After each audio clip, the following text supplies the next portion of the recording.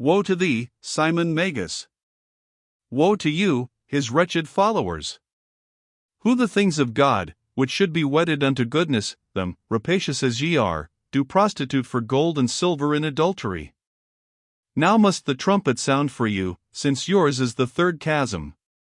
Upon the following vault we now had mounted, where the rock impends directly o'er the center of the fosse. Wisdom supreme!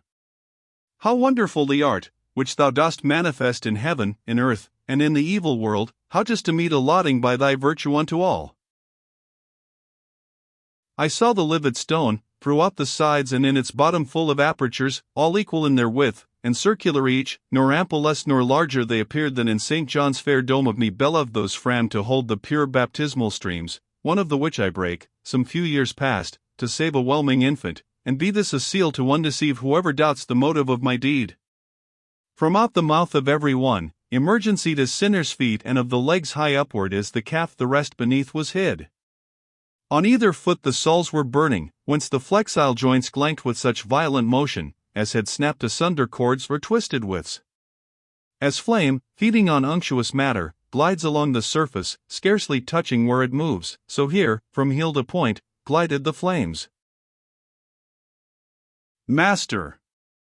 Say who is he, then all the rest glancing in fiercer agony, on whom a ruddier flame doth prey? I thus inquired.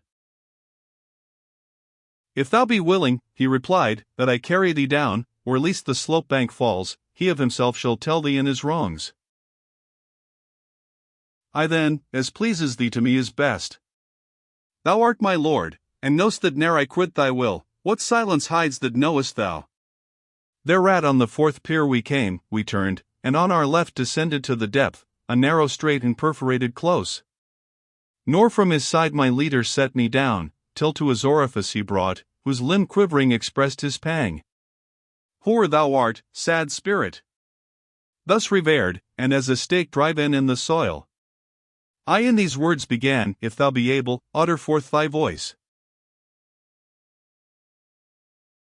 There stood I like the friar, that doth shrive a wretch for murder doomed, who e'en when fixed, calleth him back, whence death awhile delays. He shouted, Ha! Already standest there?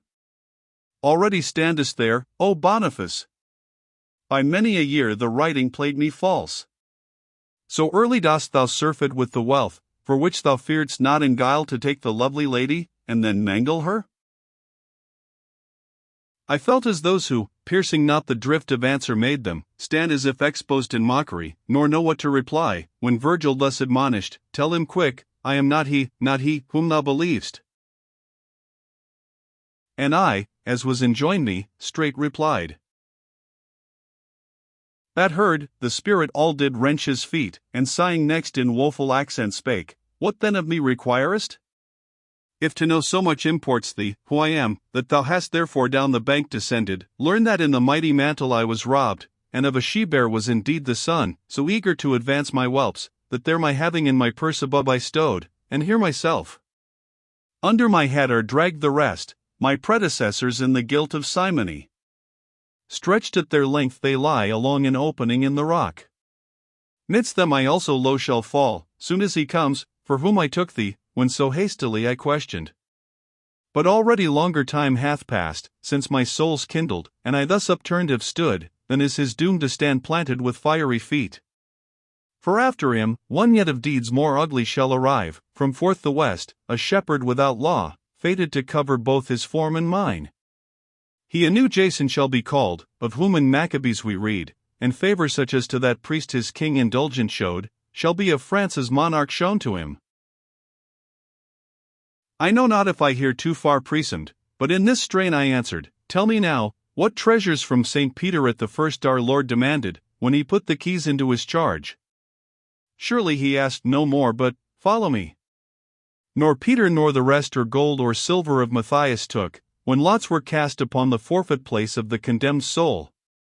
Abide thou then, thy punishment of right is merited, and look thou well to that ill-gotten coin, which against Charles thy hardihood inspurred. If reverence of the keys restrained me not, which thou in happier time didst hold, I yet severer speech might use. Your avarice casts the world with mourning, underfoot treading the good, and raising bad men up. Of shepherds, like to you, evangelist was where, when her, who sits upon the waves, with kings in filthy whoredom he beheld, she who with 7 heads towered at her birth, and from 10 horns her proof of glory drew, long as her spouse in virtue took delight. Of gold and silver ye have made your God, differing wherein from the idolater, but he that worships 100 ye? Ah, Constantine!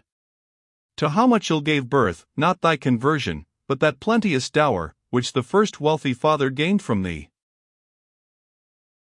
Meanwhile, as thus I sung, he, whether wrath or conscience smote him, violent upsprang spinning on either soul. I do believe my teacher well was pleased, with so compassed a lip, he listened ever to the sound of the true words I uttered.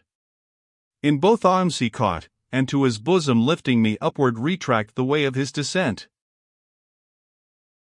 Nor weary of his weight he pressed me close, till to the summit of the rock we came, our passage from the 4th to the 5th pier. His cherished burden there gently he placked upon the rugged rock and steep, a path not easy for the clambering go to mount. Thence to my view another vale appeared.